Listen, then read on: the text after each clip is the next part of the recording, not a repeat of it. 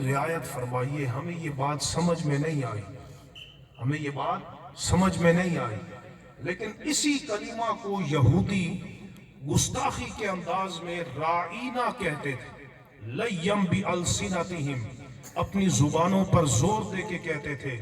اب یہ کلمہ صحابہ کرام کی گستاخی کی نیت نہیں تھی، لیکن سنیے اللہ نے کس طرح اپنے محبوب کی بارگاہ کا ادب سکھایا۔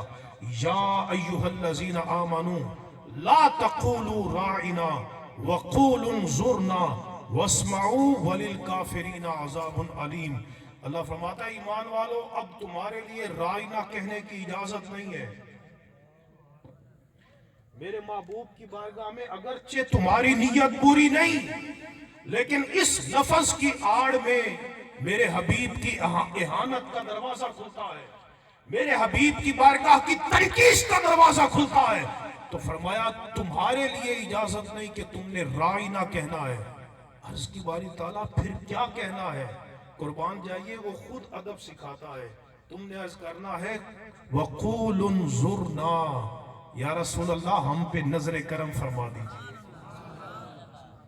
یہ ادب رب سکھا رہا ہے، ہم پہ نظر کرم فرما دیجیے۔ انظرنا، یا رسول اللہ نظر کرم فرما دیجیے۔ اور کیا فرمایا؟ اگلا ادب سکھایا واسمعوا، اللہ فرماتا ہے کہ تم غور سے سنا کرو میرے حبیب کی بات۔ یعنی یہ کوئی عام بارگاہ نہیں ہے کہ جہاں تم سنی انسنی کر دو اور عدم توجہ ہی سے سنو، نہیں، یہ بارگاہ مصطفیٰ ہے، یہ اللہ کے حبیب کی بارگاہ ہے، یہاں تم ہمتن گوش بن کے میرے محبوب کی بات کو سنا